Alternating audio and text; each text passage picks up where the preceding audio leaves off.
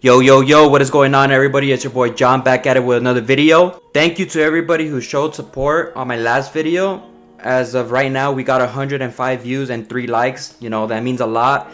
I know it doesn't mean much or seem like a lot online, but I promise you, if you feel 100 people inside a room, the room is gonna get filled up. So thank you so much for tuning into this video, tuning into all my videos. And yeah, here I got my client in. I'm gonna be giving him a mid fade. He does like having the top long. So in this video, I'm gonna be showing you guys how to do this haircut. So I start off by debulking with the 2 on the sides. Normally I like going with the 2 because I don't have to cut as much hair, but for any beginner barbers, going with the 3 or 4 even, a 4 might be a little too long. A 3 is just perfect. Once you're a little advanced, you could go with the 2 and kind of debulk around the whole area. I am gonna be dropping it a little bit because his occipital bone is a little higher than where it's supposed to be, you could say. That's where the long hair on the top kind of plays an important role, to be honest. So once you debulk all the hair from the sides with the 2, you want to go ahead and do a little bit of clip over comb. This will help out transition the hair from the top into the sides. As you can see, what I do to one side, I will be doing it to the other side. And here I am still going with the number 2 guard, kind of debulking a little bit of hair that I do see. But now I'm gonna start with my trimmer guideline. Make sure I go nice and clean around the ears. Pull that ear a little bit down to create a space where you could put your trimmer through. And remember, I am dropping it a little bit, so I am kind of going down. I don't wanna go all the way too down because then that would be considered as a low fade. Some people tend to drop it all the way down, which is not what you want to do. Just enough where like it is under the occipital bone. As you can see, now I'm starting the fade.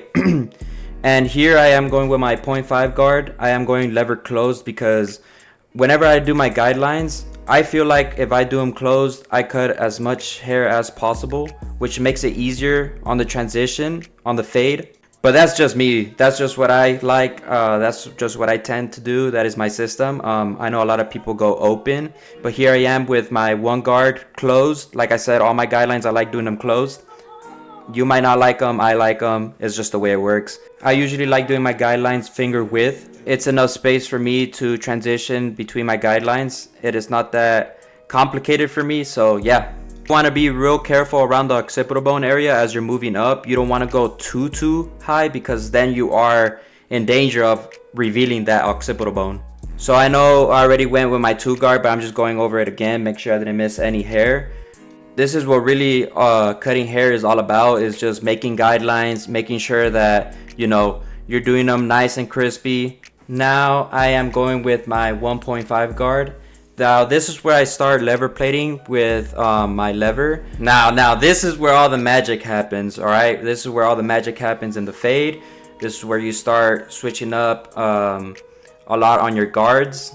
As you can see, like, you know, I'm trying to flick out the line in between my 1 and my 2 with my 1.5. And like I said earlier, this is where I start, you know, using a lot of guards. I'm back at it with my 1, and I do have the lever closed, but then I tend to open it up as I move up on the haircut. And like I said last video, and probably gonna say in every video, corners. You want to make sure that you're hitting those corners, because if you are using the full blade, you know, you might be expecting the full blade to the corner of the blade to cut on one side, and you're not even realizing that the other corner is cutting hair as well. And here I am doing a little bit of clip over comb again. I am making sure that I'm going with the shape of his head. Now when you're doing a little bit of clip over comb, you want to make sure that when you're going in, you know, to set up your comb, you're kind of tilting out. You don't want to go straight up and then just cut, because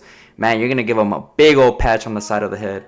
Okay, so now that we're done clip over comb, now we get to take out the bald line. This step, you want to be real careful. Like I said earlier, on your guidelines, you do not want to go too high because you're just going to be pushing the fade up. So here I am, you know, little by little, lever plating, opening up the lever, opening up the blade, making sure that it's all coming out nice and smooth. I tend to leave some hair left on the head because I like seeing what I've done before and after. Once I'm done with the fade, I'll be shaving off all the hair off like around his ear. And as you can see, I'm moving towards the back using my corners. It might seem like I'm using the full blade, but I'm really not. Just kind of using the corners, tilting the clipper at an angle. And here I am with my 0.5. I feel like I pushed the fade up a little high. A little higher, not a little high, a little higher. So here I am taking out those guidelines. And like I said, coming back with my trimmer, taking off the hair, make sure it's nice and clean. A little sore on the neck, so he had a little crack. But here with the occipital bone, you see how I'm kind of like scooping, kind of like a scooping motion, what I'm doing. And then angling it, kind of taking out the little tiny hairs that are popping out. That's going to give you the nice transition, from the top to the sides. And here I am with my 0.5, taking out the guidelines from the 0.5 close that I began my haircut with, and then taking out, the 1. It's nice whenever your clients tell you that, like, man, you have a real soft hand, and then next thing you know, they start knocking out on your chair. Especially, it happens with kids a lot. They have a long day of energy running around. Maybe they went to the park or something, but in this case, my client is a nurse, and he deals with a lot of surgeries and whatnot, so make sure you take care of your clients. That's all I'm gonna say, all right? But here I am, kind of like a scooping out motion with lever plating. Now I am gonna be showing you the other side of this haircut. Usually I would like to keep it as just doing it as one side, but I know there's a lot of people that want to see the opposite sides because not everybody has the same hair all around the head. One side is different from the other. Someone might have a darker hair on this side than the other side, vertical part longer than one side or the other. It's just a lot, no one's perfect, but we're gonna do the best we can. Here I am, just kind of fading in between the lines, clip over comb again. With this haircut, since he has long hair on top, it's a lot of clip over comb. That's your best friend into cutting hair if you're a beginner barber, is clip over comb and corners. That's gonna be, if you can master it as soon as possible. You don't want to dig too much into the comb because then you will break the little bristles that the comb has. And also your blade, you don't want to go too harsh on it because then you will start, noticing a difference on your blades. But yeah, same steps that I did on the one side, I'm doing it to the other, just kind of just fading around, lever plating. I don't know how many times I've already said it in this video. It's not that hard. For someone who's been cutting for 5 years, I could say that, but me 5 years ago, it would have been difficult, so I'm with you guys on that one. Here I am, just cleaning up the edges a little bit. Like I said, back over to the clip over comb. I'm sorry guys, that's all it's gonna be in this video. Here I am with the shavers. Now I'm completely done with the fade. I'm gonna be moving on to the beard here in a little bit, but if you have a single foil, I recommend you going to a double foil shaver. It's gonna be a lifesaver, time saver. It's gonna be just more efficient, more quicker. And you don't want to get a crappy one, you want to get a good one. What I recommend are the Instincts. I know a lot of beginner barber use the Babyliss shavers. Nothing wrong with those. I started with those. Great shavers, but on my arsenal I keep the Instinct shaver. Those shavers are godly. And the clipper too, honestly, like the Instincts, they're godly clippers, godly shavers, godly trimmers. You're gonna have a good time with them. Just be careful because outside the box they're sharp enough, and if you start messing around with them trying to zero gap them, you'll quickly over gap them. So here I am on the beard, same steps as the fade. I kind of debulk it to a 2. My clients like having that length on his beard, so why not start with the 2? And like I said, same steps that I did on the fade I am doing on the beard. And as you can see, like, I am not doing no crazy motions, just kind of just going a little bit up and down, flick of the wrist. You don't want to push the clipper against his beard. It'll be super uncomfortable for you and the client. You want to make sure that you're gentle.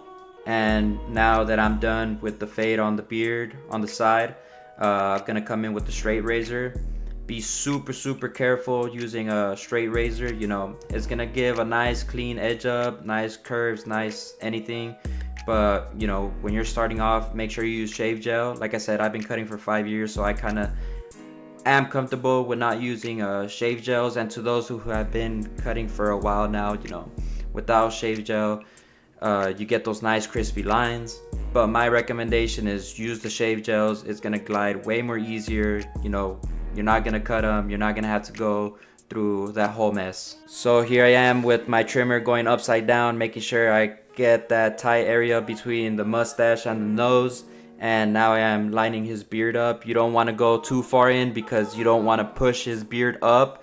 And you want to make sure that you have some nice set of trimmers, because you know, there's been times where I use certain trimmers and it starts snagging, it starts pulling. You want to make sure you clean your trimmers up, you oil them, so that doesn't happen. So yeah, just do that. But here I am debulking my client's beard with the 2 guard. You know, the same guard that I started fading out his beard. I am now debulking it a little bit, going down against the grain. No, down with the, I'm going with the grain, because if I were to go against the grain, it's just gonna, you know, take that dark look, that thickness away from his beard. As you can see, I am kind of creating some tension by pulling away his skin where I am gliding with the straight razor.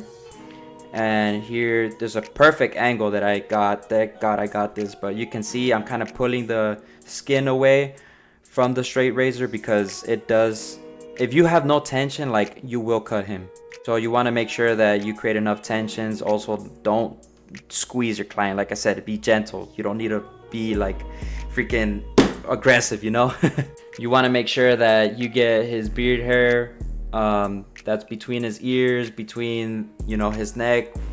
You know, you want to make sure it's all nice and crispy. Here I am brushing the hair down, combing it down, whatever you want to call it, making sure that everything is flowing nice and smoothly. I do tend to go over and over the same spot to make sure I get a nice crispy lineup. As you can see, I don't know how many times I already hit the straight razor on it. I just like to make sure I get those nice lineups in. Hitting it again with my trimmer, making sure I do it good. Now we're moving on to the top. You know, don't overspray your clients. One pro tip I could give is make sure that you know, like you do guidelines on the fade, make sure you set your partings right, make sure they're nice and clean with that. You know, if you could get down on partings, you'll have an easy time cutting hair on top. Here I am, like I said, with my partings. I'm kind of just, you know, I'm used to it on the parting, so I just kind of pick up as I go, but I am really picking up the certain amount that I need. Another tip that I could give is whenever you're picking up the hair, look for the shortest length that you have. That is hair that you want to go based off of. And my client doesn't want that much hair cut off from the top, so here I am styling it. You know, he likes to do a little comb over. Products, I recommend some pomade.